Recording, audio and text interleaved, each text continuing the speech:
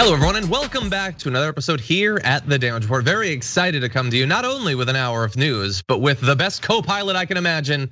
Adrienne Lawrence joins us once again. Adrienne, how's it going? It's going pretty good. Thanks for having me. Glad to have you here. Excited to learn just a few minutes ago that your book, which we've talked about a couple of times, Staying in the Game, the playbook for beating workplace sexual harassment, is now available at shoptyt.com. Yay! Check it out. I'm pretty Learn excited something. about that. That's awesome. But anyway, very excited to have you here in particular because even before we go live, you have already caused me to think differently about one aspect of a story that we're gonna be leading the show off in a little bit. So as always, your expertise is gonna come very much in handy and we're glad to have you here. Thanks, I'm excited. That said, thank you everybody for watching, regardless of what platform you're on. It would be great if you could hit the like button and share the stream. I can see in both the YouTube and Twitch chats 1,000 of Adrienne's faces in emoji form. It is all over the place, so that's awesome. Thank you very much, people. And let's see, you can certainly reach out to us during the show if you want to send us comments, tweets, super chats, things like that. We'll read them as we go through this hour of news, but understand ahead of time that after our program is over at 2:30 p.m. Eastern time, 11:30 a.m. Pacific time, if you're over at twitch.tv/TYT, Jordan Ewell is going to be diving deep on Deep Dive, and you can join him there. Another awesome jump into the news. Probably going to be talking about Yemen. I know it's been one of his big topical focuses recently. But through the course of this hour, we're going to be talking about one of the most recent, yet another egregious act of police brutality, apparently. We've got Fox having to walk back multiple stories that they focused virtually all of their time yesterday on. We've got Oklahoma passing 3 anti-choice bills simultaneously, just ramming them through as fast as they can. And then anti-vaxxers. We've got 2 different ways that anti-vaxxers and anti-maskers are choosing to be just the worst. And so that'll be a lot of fun. With that said, Adrienne, you ready to jump into this? Yeah, let's do it. Okay, let's do it.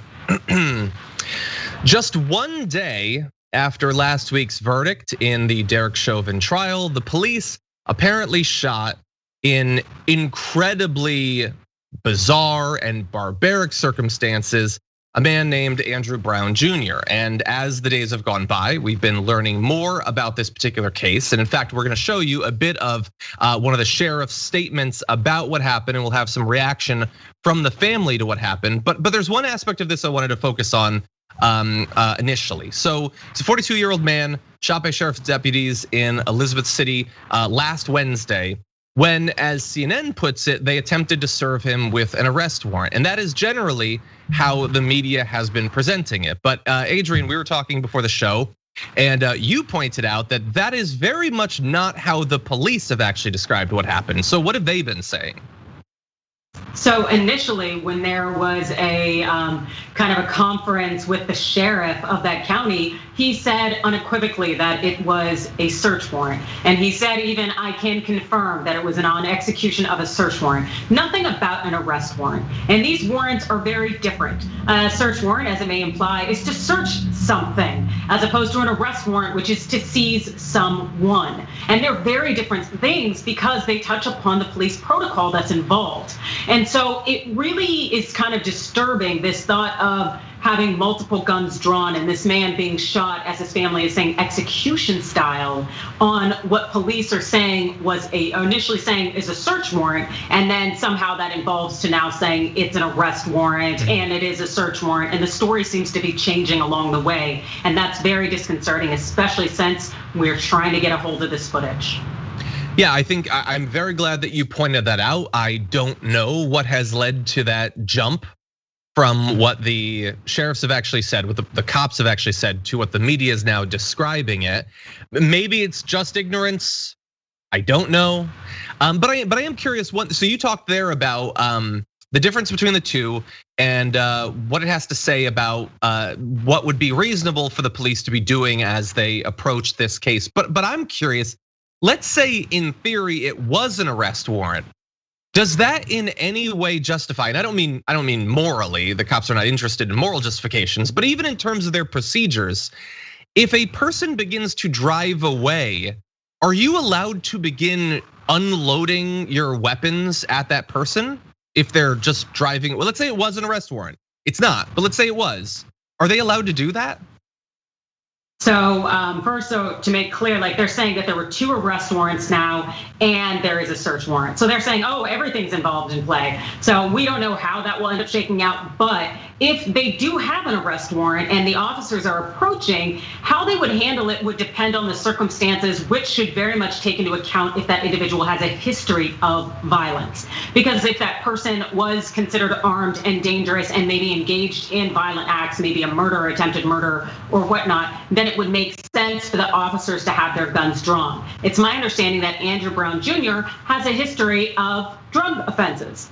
A lot of people have drug offenses that doesn't necessarily equate with violence. And so this thought that they needed to have guns blazing and have shot him in the way that they did, it makes you really want to see that body cam footage. Because if we're gonna use deadly force, you need to show me that your life was threatened, that you were truly, genuinely, authentically afraid for your life, and that Andrew Brown caused it. And if someone's driving away, once again, the thought of that you need to execute deadly force, it's unnecessary, because it's not like this man presents some kind of immediate threat.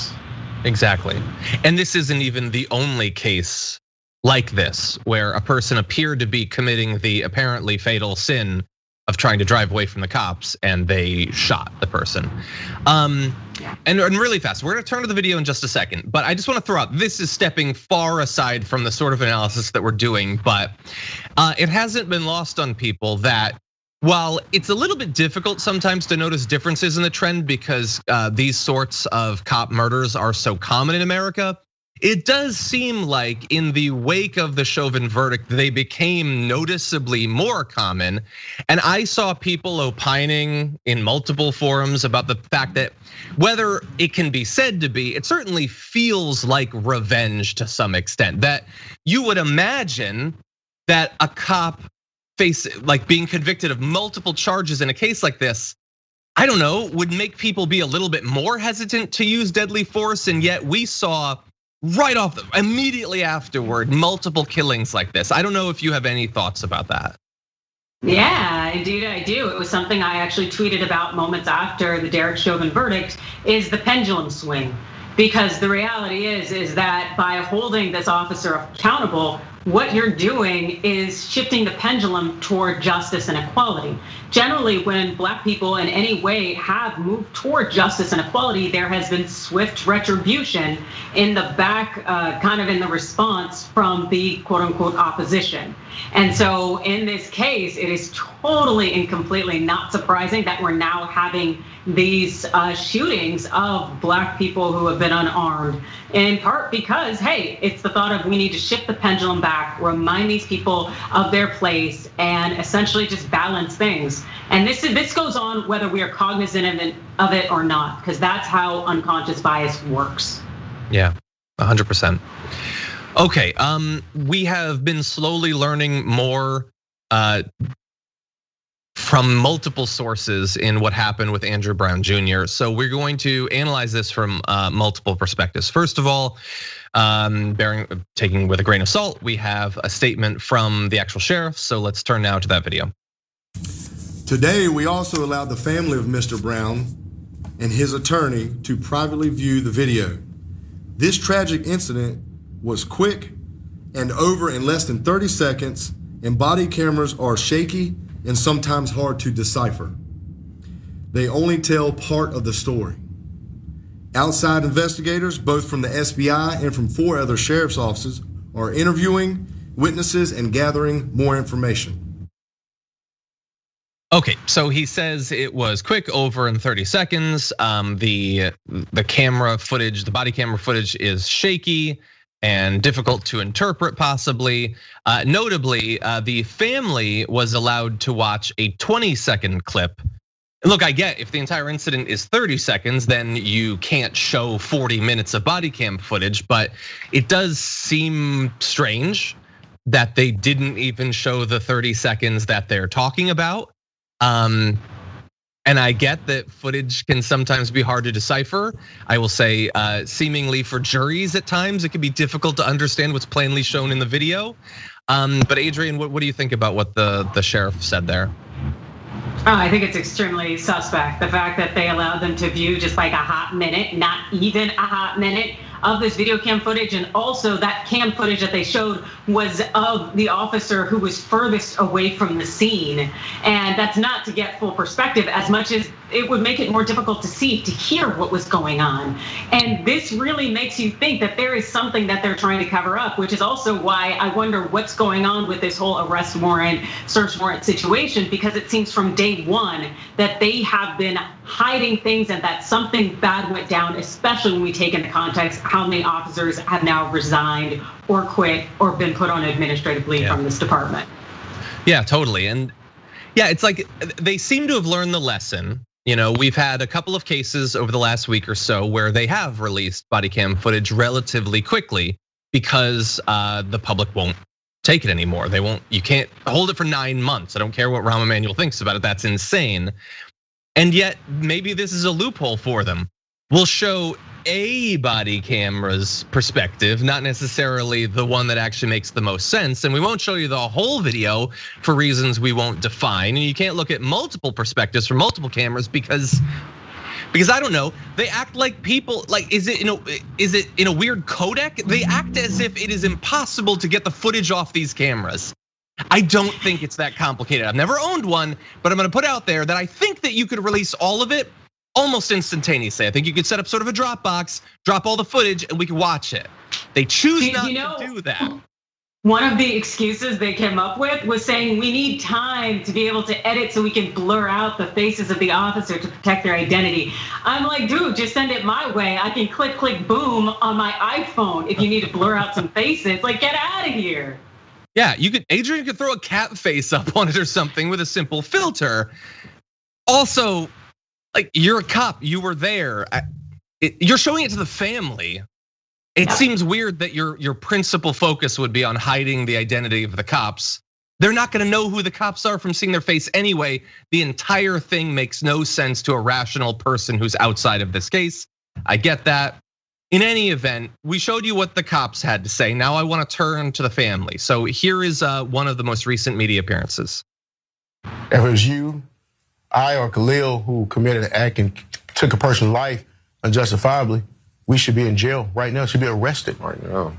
You should be arrested. Just because you wear a badge, shield, or star doesn't give you the right to kill. And if you kill, doesn't give you the right to be free while a clear killing is on video, unjustifiable killing. If it's unjustifiable, it's homicide. If it's by another and it's intentional, reckless, it's murder. Adrienne? Oh yeah, because the thing is homicides, no matter what form they take, committed by the officer, it is considered a homicide, it's murder. It's the question of, is it justifiable? Is it a lawful murder? And in this instance, and given all of the circumstances and all of the excuses we're getting, it kind of seems like this won't be a justifiable homicide, and some people may be facing charges at some point in time. Yeah, the whole thing, we don't know. There's a lot that we don't know, and I think that Adrienne and I have both attempted to be as reasonable as can be expected, considering the clear pattern that's been established over the past few weeks, in wondering about what potential explanation could justify shooting a person multiple times, including with this just came out, the family released the results of an independent autopsy saying that he was also shot in the back of the head. For so far, and more information could come out, the only explanation that's been provided is he tried to drive away, which to a reasonable person does not justify literally anything that happened. And when you have, as Adrienne alluded to, 7 deputies have been placed on administrative leave, 2 others have resigned, 1 deputy has retired. That's not normally what we see in this sort of case, so it makes one wonder what is really going on. One would have to wonder less if they would release the 6 or 7 other body cameras footage that apparently is there since so many people were on the scene. I guess all of them were turned off. I don't know, but the entire thing is not only disgusting and a tragedy in the way that so many of these cases are, but this has an added layer of something shady and suspicious appears to be going on.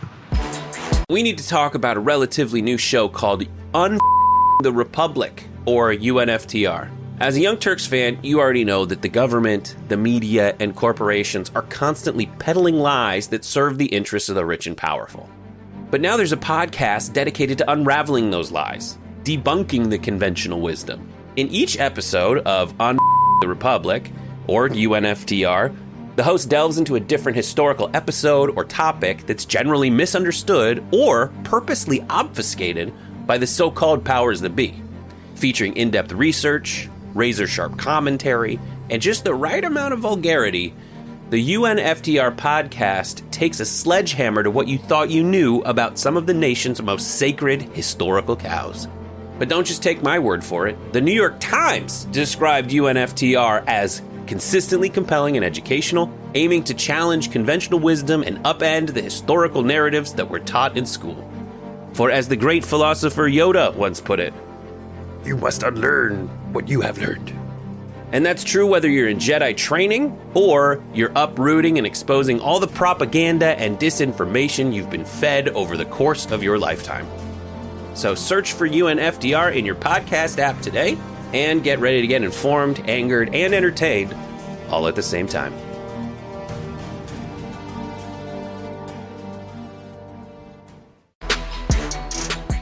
Fox News has had to retract multiple stories over the past 24 hours, just little stories that they focused almost all of their coverage on yesterday.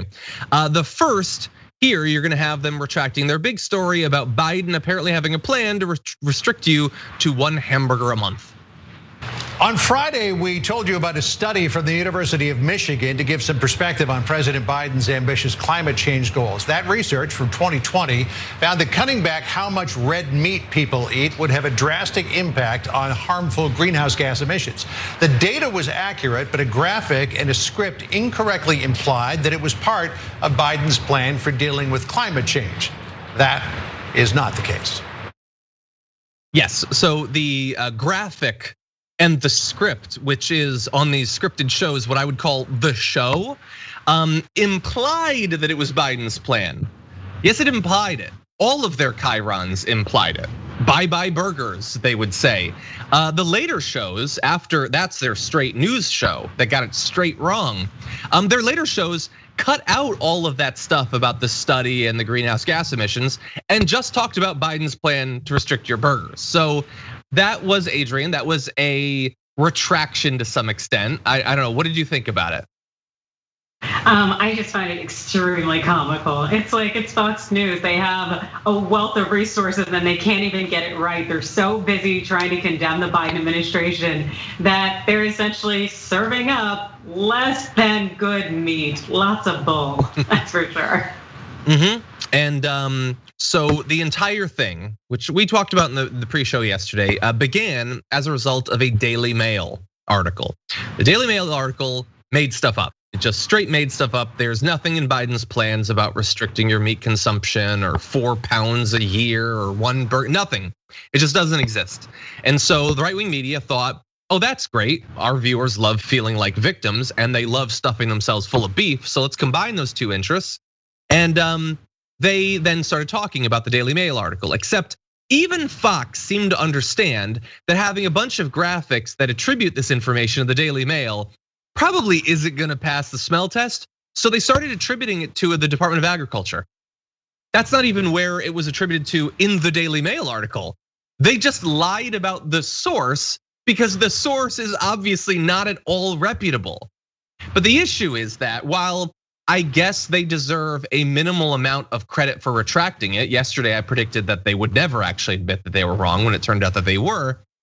What do we think in terms of all the people that saw it, Adrienne, all the people that saw their coverage on that show, on The Five, on Jeanine Pirro, on Sean Hannity, all of those, all of the people who tweeted about it, politicians and pundits and all of that. So now you have the retraction. What percentage of people are gonna be reached that were reached with all the coverage? Oh, you know it'll be no. It'll be so minuscule. And people, it's like those people who read things on Facebook and they hold on to it, latch onto it. So then they look for confirmation bias when they're doing their daily life and say, oh, that is true, that is true. And it takes the will of God to disabuse them of their ignorance. I think that that's exactly what's going to happen. I wouldn't be surprised if meat and shares of beef and companies end up spiking because people are trying to seize them, just like it happened when there's this rumor that Obama was going to take away your guns. Same kind of thing. The ignorance sells, and who knows? Maybe somebody's getting a kickback along the lines. Yeah, and there's never any learning. So Biden's going to steal your burgers, which I guess is not as bad as a couple of years ago. AOC was just going to ban all cows. Remember that? The Green New Deal was going to ban your cows. I mean, it wasn't. It didn't say that, but that didn't stop them from believing it from that point until now. They still believe it. And so this stuff about the burgers, like you didn't, initially they had to cite the Daily Mail thing.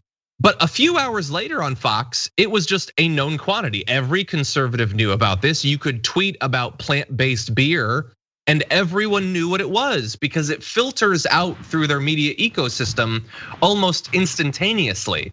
So it's good that they retracted, but yeah, as you alluded to, I don't think any conservative is gonna feel like that was wrong and I should learn something as a result of this. That when a piece of news comes that is just so delectable, like a nice burger, and really convenient, and it makes everything that I feel right. It just agrees with everything that I believe. Maybe I should be a little bit more cautious about that stuff. I don't think that that's gonna be the product of this retraction.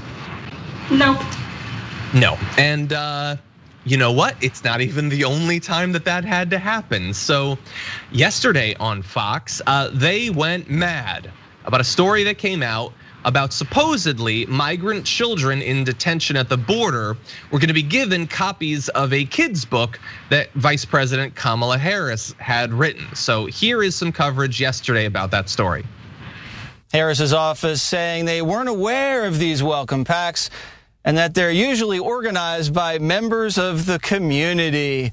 Wow, Dana, imagine if Trump gave Art of the Deal to kids in cages. I just I can't even see what they would say about that. I don't know. It's kind of silly when you think about it. Right, what do you think's going on here? Okay, so it's kind of silly when you think about it. What do you think's going on here? Well, so it struck even him, a person with the minimal critical thinking capacity of a Jesse Waters. It struck him as silly. What do you think's going on here? Well, yeah, it was silly because it wasn't true. It didn't happen and they didn't care enough to actually check before running with it and having a panel of 4 experts, millionaires, break down the fact that supposedly these kids were getting the book, Adrienne. Oh, that's great. And generally with kids and books, rarely can they actually read them. You usually have to help them. So it's like there are so many things that would have made me think, is this actually accurate?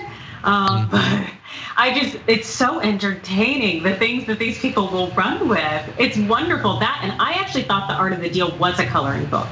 So I'm surprised that Trump had words, that's a lot. Yeah, and I guess one significant difference between the two is that Kamala Harris apparently actually wrote her book. Trump had nothing to do with the writing of his book, and the author has spent the last few decades attacking him online. But yeah, it wasn't true. It was convenient. It was convenient, but why would they do that? Seriously, why would they give the book? As if nobody would find out about that, as if it wouldn't look terrible. And by the way, Fox, if you want to get all worked up and angry about something, are the kids being there enough? What do you need the book for? Like you finally found a part of this story that you're angry about and it's the made up part? No, the real part is horrific enough. Now the issue is that it apparently took them quite a while to get that story wasn't true. Despite the fact, by the way, the fact checks of it in places like the Washington Post have been available. Fox went into a second news day of talking about this. Now I wanna go to Kilmeade being sort of fact checked on Fox in real time about this story. Children's version of Donald Trump's books, because he's written quite a few of them. Imagine if they appeared at the border in a bag of goodies as you arrive here illegally.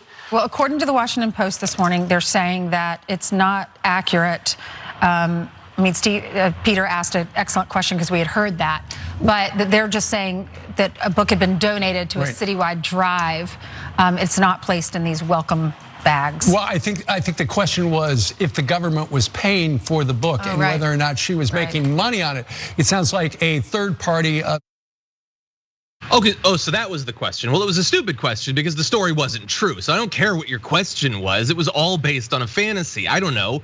How tall is the average orc? It has nothing to do with the real world. I don't care what your story was. And bear in mind, he had to defend the question because the question was delivered by his son to the press secretary. But really fast, because there you had Brian Kilmeade getting like mildly worked up about this story, which is his job. That's supposed to be the skill that he has. And he hadn't actually looked up the story that morning, which is why he didn't know that it had already been retracted. So I wanna show you a little zoom in on when he finds out that he's wrong. And I want you to take a look at his facial expression. Well, according to the Washington Post this morning, they're saying that it's not accurate. I mean, Peter asked an excellent question because we had heard that, but. Okay, I didn't expect the clown, but I love that like he just like he looks at the camera like in shock and then but not like I'm disappointed in myself because I believe something that was too convenient. I love that, Marissa. Great work. Not like I failed in some way in this job that basically has no bar. I still failed and I should expect more of myself as a grown man. Nope, it's just how can I spin this so that I'm still right, Adrienne? Yes, that was rather entertaining, especially just like you've observed. Like you'd think he'd exercise some common sense before he'd spend all this time railing off on some nonsense, or at least hedge his bets. Like say, if this were the case, then like do something, but no, he just jumps full in. Oh yeah, he deserves everything. Yeah, and look, that was his response. Ducey's response is, so we blocked off this time to talk about this story, and it doesn't matter that it's not true. Apparently, we still have to talk about it. So here is his attempt to continue talking about this fake, made-up story as if it's real news.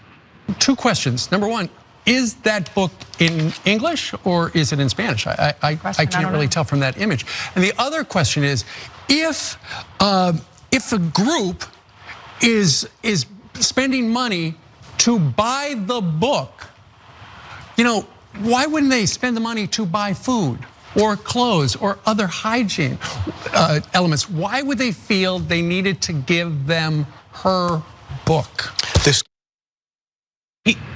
He's already been told one volunteer put a book in a bag. That presumably the volunteer had the book. There was not a major order. Nobody called Borders. That didn't happen. He's already been told that, and yet he's still continuing. He had thought, I'm going to appear to actually have a heart for once and talk about how food and toothbrushes would be better than books. Oh, it's not true? I got nothing. I'm just gonna stick with the script I wrote last night.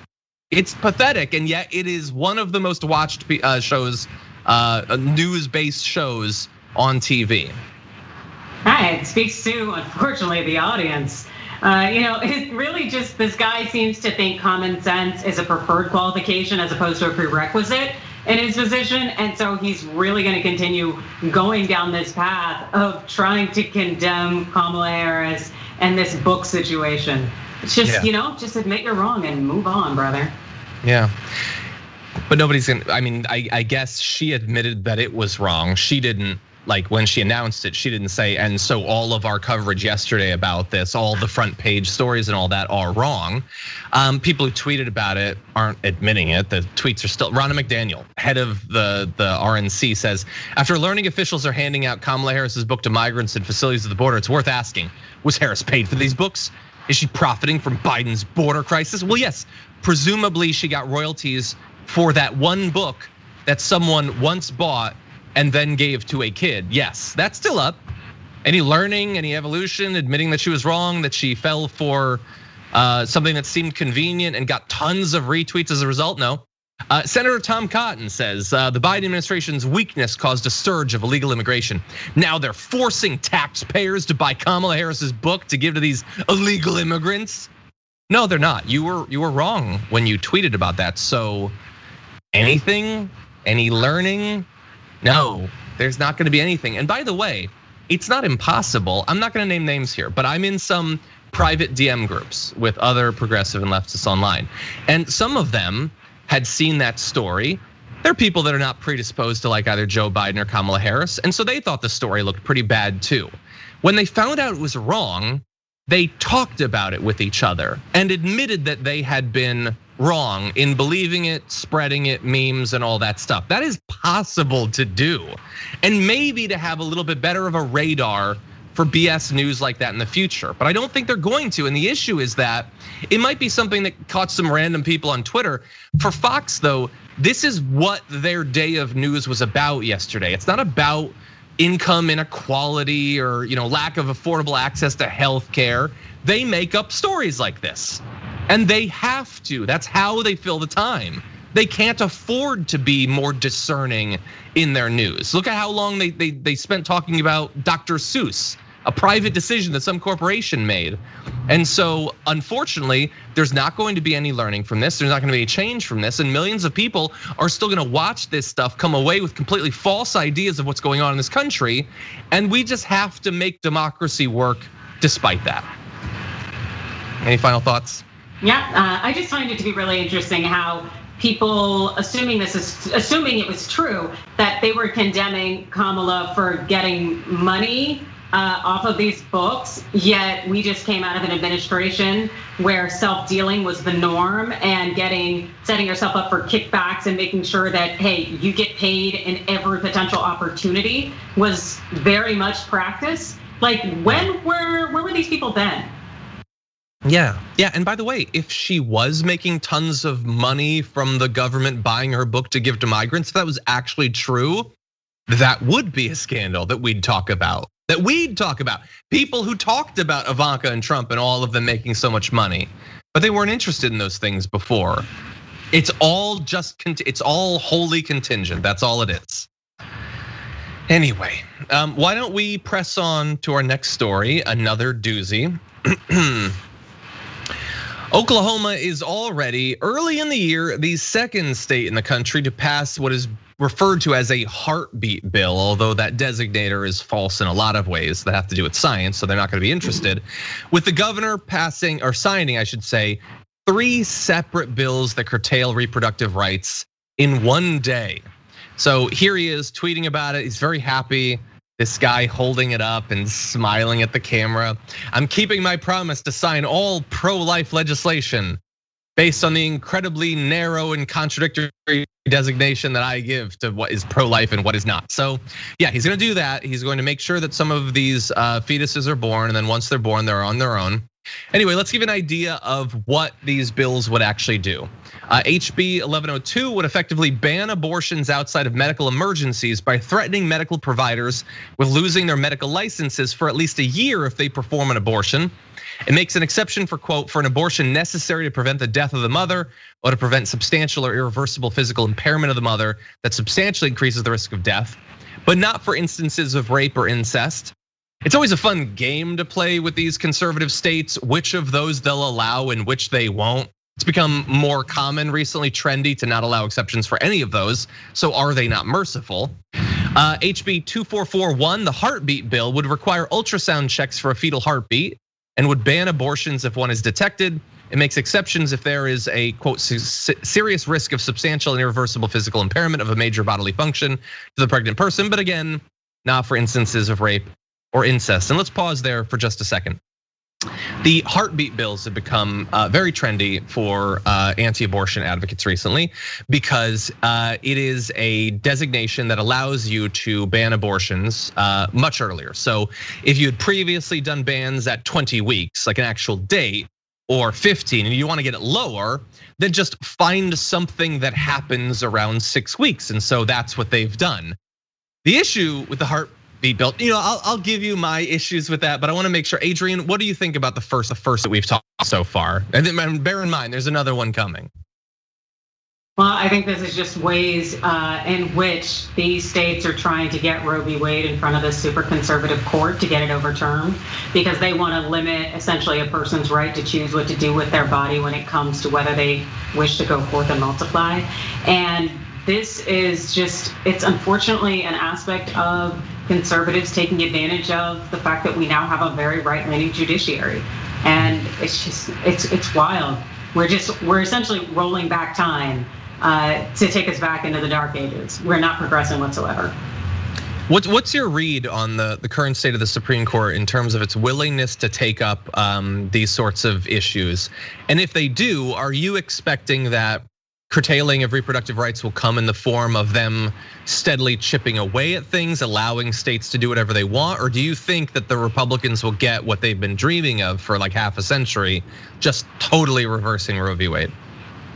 I think that they're better positioned to reverse Roe v. Wade without question. We had Clarence Thomas. He is just foaming at the mouth, just chomping at the bit in order to reverse things, as we saw in his opinion last week, essentially calling out the majority, saying, just say it with your chest, let's do this.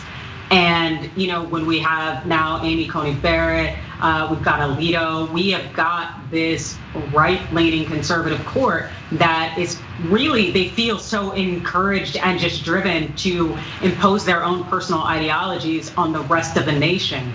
And it's just more of the reason why we know we need to go from 9 to 13.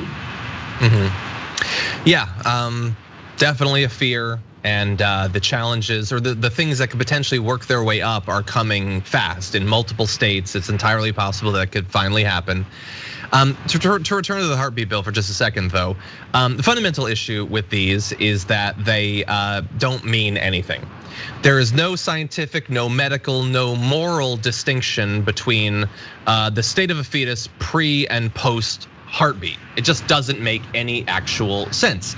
It is intended to manipulate you emotionally to believe, oh, that seems significant, I guess the fetus is different now.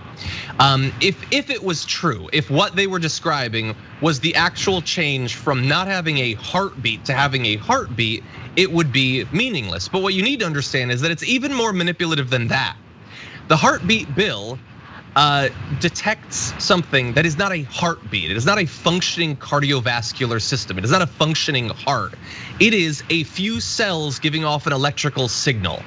That's all it is. It wouldn't matter if it was a functioning heart. It makes, again, no moral difference whatsoever, but that's not even what it's doing. They are purposefully calling it heartbeat to put an image in your head that is not in any way scientifically accurate for the period that they're actually looking at the fetus. So understand this is just manipulation from floor to ceiling.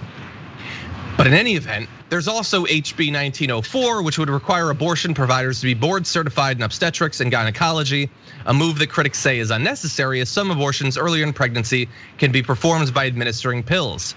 I would say to those critics, you dummies, they don't care. They're not doing it because they believe you need the expertise. They're doing it to make it harder to do.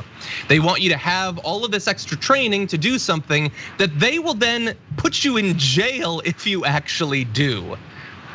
Adrienne, it's just, I feel like what you just said, like we are going back in time. It's like I've stepped through a portal into the 1950s and Republicans, despite their inability to win a national election, rule seemingly everything. Yep, and it's just, I don't know, I just see so much hypocrisy and just ignorance in this, in part because it's like, what's the motivation other than to control people's bodies? Then what happens? They end up having these children who are unwanted. So you're creating generations of people who will end up probably feeding the criminal justice system. So what, you want a higher body count so you can make more money off of the fact that we're having a privatized prison system and there's a lot to benefit off of that? It's like, and also we already have a world that's inundated with too many people to begin with. Like, it's illogical and it's just so incredibly ignorant. You can't, every which direction you look, it makes no sense. Yeah, just disgusting. And seeing it and knowing that there's like millions and millions of Americans that are like, yes, this is what I want out of my government. Ignore the actual crises that I say bother me. I have economic anxiety. I don't have no interest in my government actually doing anything about it. But just talk about cancel culture, make abortions more difficult to have, and we'll be fine. And that delivers them. Like Oklahoma will never have a Democratic governor. This is all they need to actually deliver. In a state where I'm going to guess it was not super easy to get an abortion to begin with. Before these bills, I have a feeling it was pretty difficult.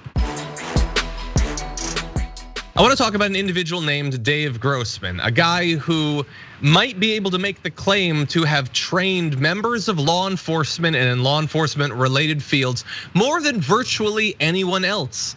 And what he's been training them in is insane. And it's not difficult to imagine how it could have helped to contribute fairly directly to the widespread police brutality that we see on a daily basis in America. So he has a thing he calls killology, and I can define it, but you almost don't have to. If it's called killology, it's not good. But anyway, he created and popularized it. It instructs his students to be less hesitant to use deadly force in defense of their innocent neighbors. His fixation on this mentality is seemingly fueled with a messianic self-appointment to save the flocks, as he calls, those are civilians, by training sheepdogs, which he defines as lawfully armed community members, to treat even the smallest of American towns like war zones laced with imminent threats. So he's got killology. He says, all of you are too hesitant to murder people, / I'm really into Christian imagery. Anyway, in his America, it's a terrifying place where police are both the primary targets of and defenders against superpredation. Though many independent sources show that the violent crime rate in America has steadily declined since the early 1990s, Grossman maintains that America is now scarier than ever, and that cops may well be the ones with the most to fear. He says, we know that if it were not for all the body armor, bulletproof vests worn by officers, law enforcement fatalities in the United States would easily be double or even triple what they are today. If this is not war, then you tell me what is, and I will not listen to you. So sure, the numbers are low, but in my mind, they could be higher. And so cops need to be more ready to kill people, Adrienne. They sure have seemed hesitant, haven't they? Oh, yeah, number one, that doesn't seem to be the case. I'd be afraid if they were actually out there hunting us, because that's essentially what this man is encouraging police to do, as opposed to protect and serve, because I thought that was, hey, their little motto, not to hunt and kill. This guy is dangerous, and this mentality that he is infusing in officers is only gonna hurt us as citizens. Definitely, and I'm not a serious person, so I'm gonna say something that's not particularly serious. So he makes that point there about if you're not for the body armor, the bulletproof vest, we'd be losing way more cops. I'm gonna make a prediction. I don't know Dave Grossman, I really don't. I'm going to guess he's not against restrictions on armor-piercing bullets. I'm just gonna put that out there. I don't know, but he seems really worried about bulletproof vests. We'll see if he's interested in stopping people from getting the technology that would be able to penetrate them. In any event, why is this significant? It's not just significant because he is off giving ballroom speeches that are gonna convince people that they need to basically become mini Zimmermans. No, it's that he has conducted trainings for every federal law enforcement agency, every branch of the armed forces, and cops in all 50 states, leading seminars and trainings nearly 300 days a year. So admittedly, he rises and grinds, I guess. He does a lot of these trainings, but unfortunately, he's training the sort of people that have the opportunity and seemingly the motivation to use deadly force on a regular basis. And it's not just that the official police training is you should be terrified, and if you're terrified, pull out your gun and start shooting. It's this guy saying you've got some sort of natural hesitation to kill. You need to train that out of you. It's wrong of you to think that killing is a bad thing, Adrienne. And this is just a really, really bad combination here.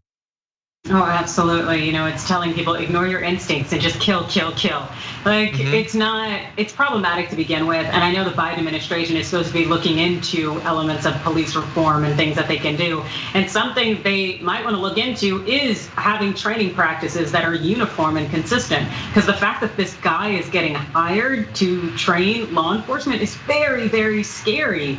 And it should not be the case. There's no reason that cops should assume automatically that we're the opposition, that we are in some kind of war, and us-them mentality is nothing more than essentially making us target practice.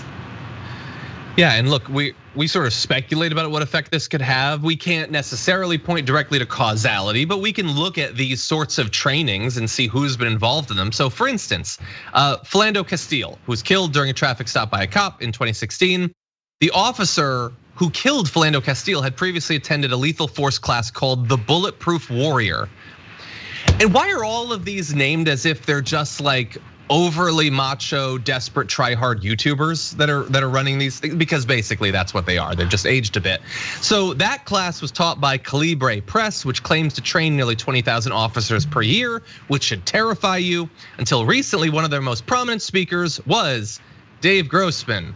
As Jamel Hill pointed out, but more training, am I right? Yes, they just need more training. Better question would be which training, and that is a question that they do not want to answer. In any event, we want to give you a bit more of a direct look at what this Grossman guy is all about. So here is some of what you might have been exposed to had you been one of the people to train in one of these 300 or so classes each year. Once you've made the decision to take a human life, you're a transformed creature, you're a predator. What does a predator do? They kill. Only a killer can hunt a killer. Are you emotionally, spiritually, psychologically prepared to snuff out a human life in defense of innocent lives? If you can't make that decision, you need to find another job. Okay, so you saw his face. I'm just gonna put it out there. He looks like every guy in Unsolved Mysteries that they haven't proven did it, but you know he definitely did it. He looked insane. If I was in that crowd, I would have been worried that he might kill me at any moment. And that's the guy that is supposed to train cops to be more ready to deploy lethal force. Not just cops, soldiers, FBI, every law enforcement agency in the country effectively has relied on this guy to help them decide when they need to kill. The thing that really kind of hit me was saying spiritually aligned to kill. Like, what does this have to do with spiritual? Like, is it like the Holy Spirit needs to be in me and ready so that I can gun down some civilian? Like, whoa, this guy is Captain Extreme. Yeah, it's the weird combination of not enough people are dying with the weird God stuff. Like, I'm an atheist, I get it. I have no basis for talking about this, but like I feel like sometimes I'm a little bit more familiar with their theology and their Bible than they are. Like Jesus didn't release an album called Locked and Loaded. Like that's not what he was about. He really seemed to be against some of the killing. Read a Bible, people. But in any event, I want to jump heads up to the director, Brandon. I want to go to the third video because it gets even weirder if that's possible. Cop says knockdown, drag out fight, cuffed them and stuffed them. Finally get home at the end of the shift and cop says gunfight, bad guys down, I'm alive. Finally get home at the end of the incident and they all say, the best sex I've had in months. Both partners are very invested in some very intense sex. But there's not a whole lot of perks that come with this job. You find one, relax and enjoy it. That guy has someone in his basement. I swear to God, someone go and check that guy's basement. Adrienne. Yeah, I just hope the sex is consensual because you're right. Like he is a little bit crazy and a height. Like that is disgusting. What is he gonna start doing Viagra ads? Like, come on. The thought of I just took a life. Yeah, let me go get laid now. That's your selling point? Problems. That was among the creepiest things that I think I've ever seen. The look on his face at the end. And as we're doing this segment, I'm going to admit, I'm a little bit worried that now that we've done this, that he's going to kill me. I think that there's a chance. So look, if I turn up in weird circumstances, I didn't do it. He definitely did it, everybody. And please check his basement as soon as you can. Anyway, we're like laughing to some extent. It's our defense mechanism. His is spraying with a machine gun. But this is a guy that is influential. This is a guy, all of the people in that room, the mission is, whether he succeeded or not, and maybe he doesn't because he's a terrible speaker, the mission is he wants those guys to leave the room thinking, yeah, I wanna be a bulletproof warrior. I'm gonna kill someone, then I'm gonna go sleep with my wife. That's what we need more of in this country. And hey, what do you know? We live in a country where cops routinely kill people that they didn't have to. It's weird. I don't know what could be leading to that. I just don't understand it. The anti-vaxxers and the anti-maskers are who they are. And they are very much who they are, very much in public. And they want you to know that they will not stand for reasonable public health precautions. But it has gotten even worse. I want to show you some pictures that were taken at a protest in the UK, mind. So as awful as these sorts of people have been over the last year in the US, now it's on you, Britain. Here's what happened. Chloe Addlestone tweeted out, "So horrific to see disgusting people wearing a yellow star at today's protest saying no COVID. I shouted at them and they told me I was a Nazi for wearing a mask." It's indicated, I don't know for sure, that Chloe is in fact Jewish, but apparently was called a Nazi for pointing this out. And here are the photos. An individual doing cosplay as Roger Stone here is wearing the yellow star that says no COVID on it. This woman has one as well. I guess they made them and tried to hand them out. But yes, in case it's not clear, and I don't see how it could be more clear, they're saying that they are being treated like Jewish individuals suffering under the oppression of the Nazis.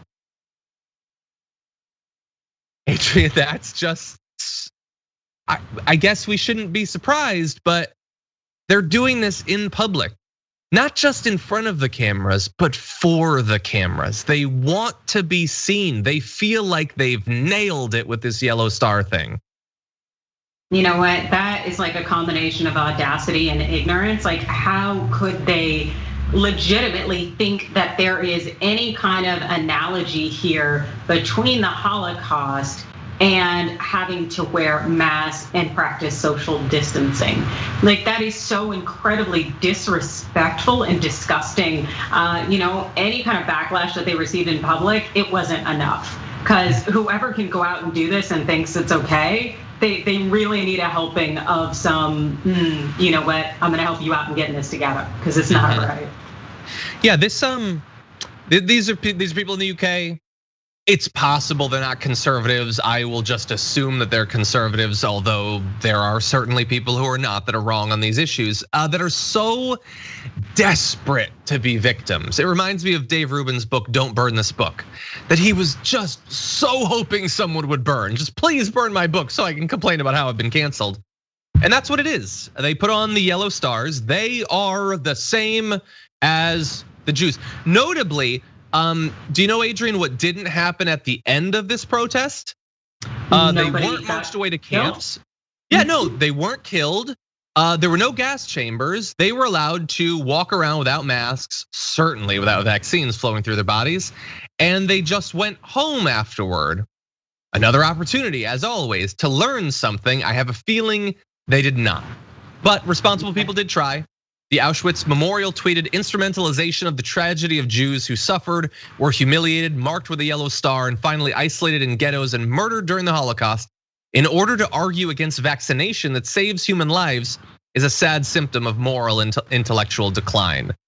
And boy, have we declined. That is just disgusting. Now, they're not the only ones though.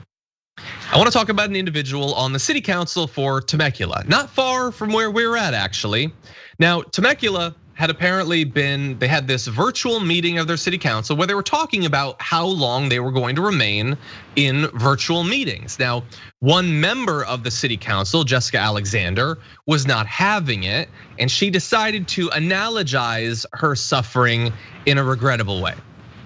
So my last thing that I just want to say, because you touched on a great point, Zach, but I think something that we can all understand and agree with is, look at Rosa Parks. She was accommodated to the back of the bus, but she finally took a stand and moved to the front because she knew that that wasn't lawful. It wasn't truth. So she took a stand. At what point in time do we? At what point in time do we? I'm getting to the point where I'm getting accommodated in my office. I'm getting pushed to the back of the bus. This is what I'm telling you, I feel like. I feel like I'm getting pushed to the back of the bus. At what point in time do I come out and stand up and say I've had enough? And that's what I'm doing. Because for the last year, I've had to go around not because I've wanted to always go around without a mask, but the fact of the matter is I cannot put it on. I will not put it on. So it's not that I want to be disrespectful, but the fact of the matter is when is enough enough? And it's been a year. Enough is enough. Adrienne? Well, you know what? It gets so tiring when people really minimize, devalue your oppression and like to think that inconvenience is on that same par, on that same platform. It's like you have no idea the suffering, the struggle of family, ancestors, Black people, no matter where they go or experience it, and to equate wearing a mask and again respecting social distancing and taking protocols to Rosa Parks and what she did. Get out of here. Like how do you even reason or rationalize with these people? It's just and the fact that they see it as on par, that's so mind-blowing. Yeah, and I mean the other council members, I don't think they knew exactly what they were supposed to say to that. They're just having a conversation about when they should go back to in-person meetings. I believe, I could be wrong, I apologize if I'm wrong. I believe that member of the city council was a Marine. I could be getting that wrong about the branch of service, but this is a person who's been trained to do heroic stuff, who feels like now this is the chance to be a hero. Like choosing to not wear a mask specifically to send the message that enough is enough. That's madness from a person that we should be able to expect far more from. Take your pick, because they were a Marine or because they're an elected official. Either of those should be enough. Yeah, 600,000 people have died. I went to Temecula to wine taste, and they have a robust kind of wine community, and so maybe she was drunk. I'm just like, that's the only excuse I can give you, because this is just absurd. That is you being very kind. That is best case scenario. I believe it's probably not. And like I'm not gonna play more video, but she said at one point there was no flu this year. That went away. COVID cured the flu. Like, no, but do you get it? We wore masks and it stopped the spread of disease. Like, do you get the point that you're making is not the actual point there? Or she says her argument is that we don't need to wear the masks anymore because the virus is 99.94% survivable. Like, a reasonable argument could be made at some point that, well, we've been tracking the incidence of the virus in Temecula and it's been consistently low.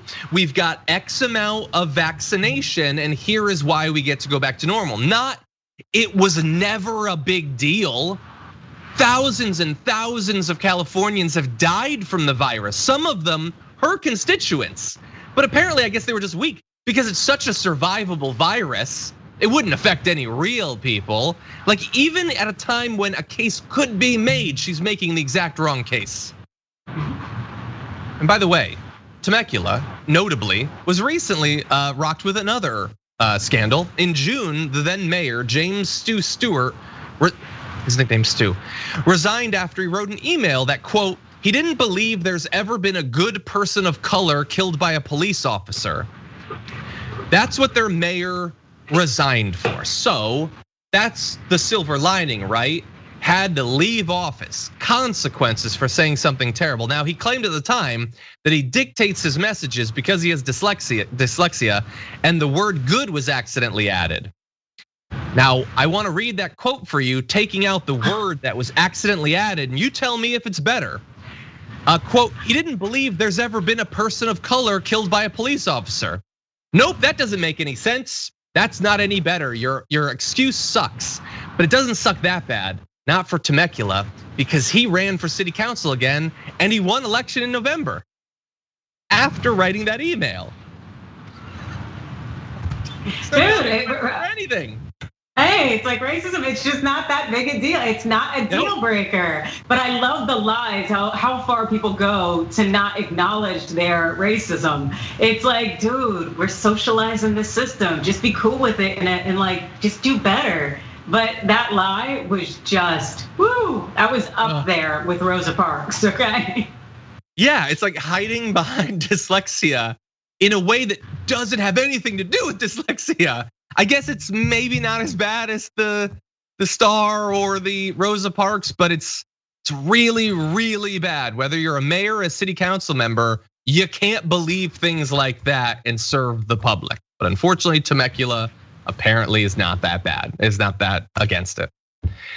Anyway, Adrienne, I apologize for burdening you with so many horrible garbage people, but you're a trooper and I want to appreciate you. I want to tell you how much I appreciate you joining us for the show. Thank you for having me, and I don't mind it. I run into garbage people every day. Oh, I'm sure. And by the way, as we alluded to earlier, Adrienne's book is now up at shoptyt.com. I think we have the image right there. Staying in the Game, the playbook for beating workplace sexual harassment, now available at shoptyt.com. So if you'd like to see more of Adrienne's work, you can definitely head there and pick it up. Adrienne, as always, thank you so much. Thank you. In the early weeks of the Biden administration, he signed a flurry of executive orders, and some of them had to do with the US support for the Saudi war on Yemen, scaling back the direct US involvement in that war, which applied to certain areas. But as time has passed, we've found out that there are more and more areas where we are actually going to be continuing support, if not directly. And in one of the most important areas, the ongoing blockade of Yemen, Biden has been notably silent. So what's going on there? And is it possible to shift the administration's position? Well, we're very lucky to be joined once again on the program by the legislative manager for Middle East Policy of the National Committee on National Legislation. Hassan El-Tayyab, welcome back to the Damage Report. Thanks for having me, John. Always glad to talk to you about this topic. I hope that at some point there's nothing for us to talk about there, but we haven't yet reached it. So tell me a little bit about some of your most recent efforts in this area. Yeah, well, I really appreciate all the coverage you've given Yemen over the years. Most recently, what we're really trying to work on is ending Saudi Arabia's blockade on Yemen. Most recently, starting in January of this year, Saudi Arabia has really constricted the flow of fuel into Haditha port. And that fuel is absolutely essential for the operation of hospitals, the delivery of food. So it's really exacerbating the hunger crisis. And the World Food Program is predicting that 400,000 children could die in the coming weeks or months in 2021 as a result of the war and blockade on Yemen, and they're asking for it to be lifted as a humanitarian act. And one thing that the Friends Committee on National Legislation is really trying to do is echo the call of David Beasley at the World Food Program and putting as much pressure as we can on the Biden administration to use all the diplomatic tools they have and all the leverage they have over the Saudi-led coalition to get them to lift this blockade and finally allow food, fuel, and medicine into the country freely and decouple it from ongoing negotiations that are frankly really unstable. We're just saying this is a humanitarian issue. It should be dealt with apart from all of the complex negotiations that are happening. Yeah, unstable as you point out, and also let's say hypothetically the negotiations go well. If the negotiations take weeks or months, it's not going to bring back the people who have died in the interim, of course. Exactly. And so, have you gotten anything out of either President Biden himself or any member of the administration about the Saudi blockade? So. One, I mean, there's been a lot that's been going on. So FCNL led this 70+ group advocacy letter signed by a bunch of celebrities like Mark Ruffalo, Marianne Williamson, and others. So that spurred a congressional letter led by Reps Dingell, Pocan, and Khanna. About 76 members signed that. And then there was another letter by Chairman Deutsch from the House Foreign Affairs Middle East Subcommittee. So got a lot of congressional action, a lot of civil society action, and the administration response was basically that there is no blockade.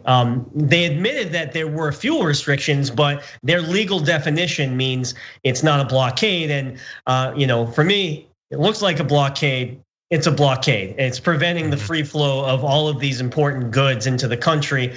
So that's a sign that our pressure is working. Over the weekend, though, I think it's really important to note that the Biden administration actually admitted for the first time since the executive order you mentioned that ongoing maintenance by US contractors for Saudi warplanes was in fact continuing. And that to me is a sign that we're still involved in offensive operations in the war in Yemen via the Saudi blockade. So that's a really critical issue. I'm so glad we're able to discuss this. I mean, the announcement was just made just a few days ago, and not to, so that was critical. And then just last week, US envoy to Yemen, Tim Lenderking, as he was getting all these questions from members of the House and Senate, said that I'm not in the information loop on ongoing US military support for the Saudi-led coalition, which it is pretty, pretty I don't even know what the word is.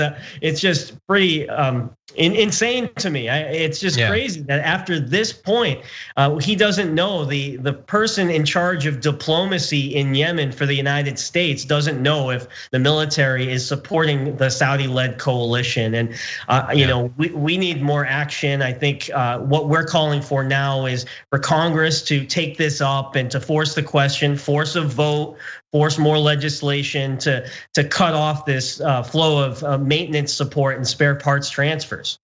Yeah.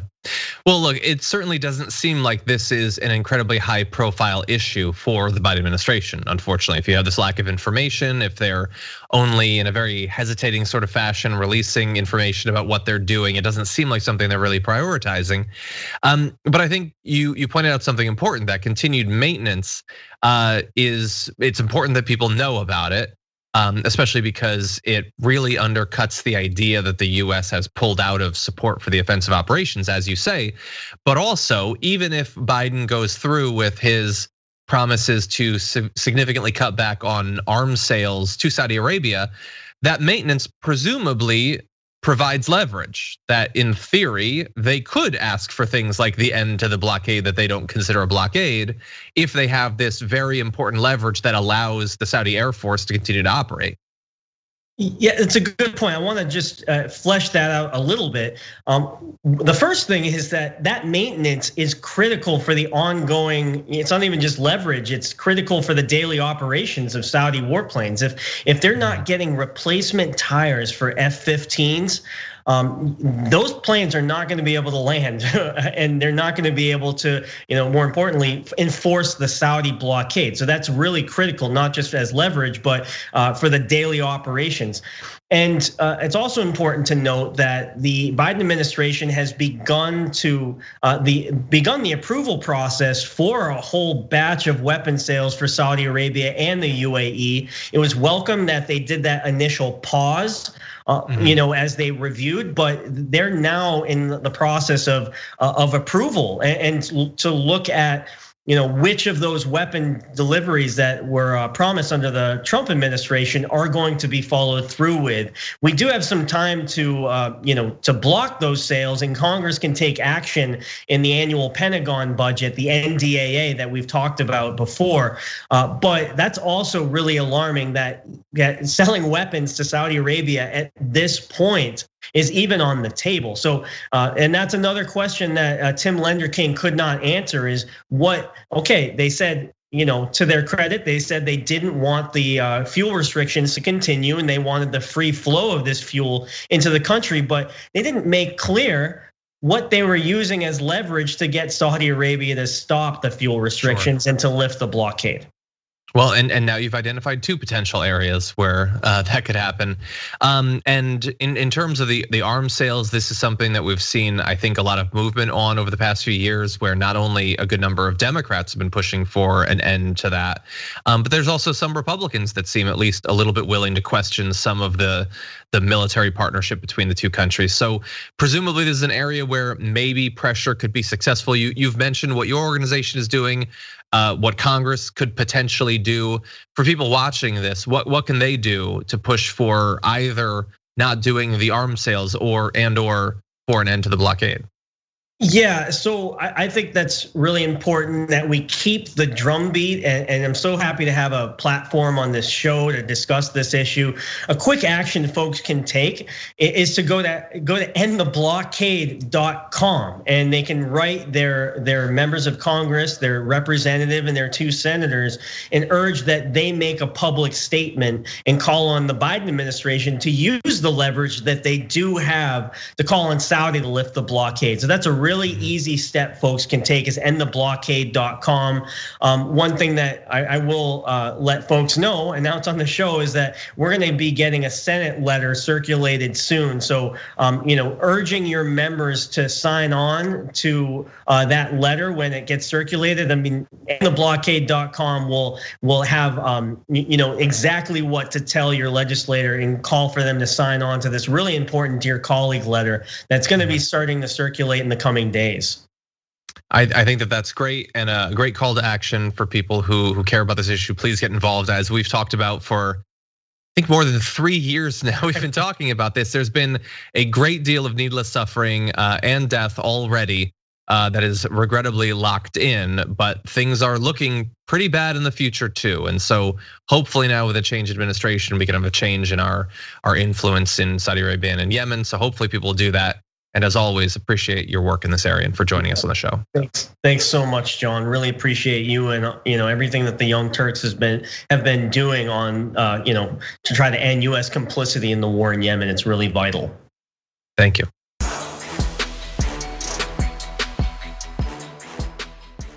Thanks for listening to the full episode of The Damage Report. Support our work, listen ad-free, access members-only bonus content, and more by subscribing to Apple Podcasts at apple.co/TYT. I'm your host, John Adarola. I'll see you soon.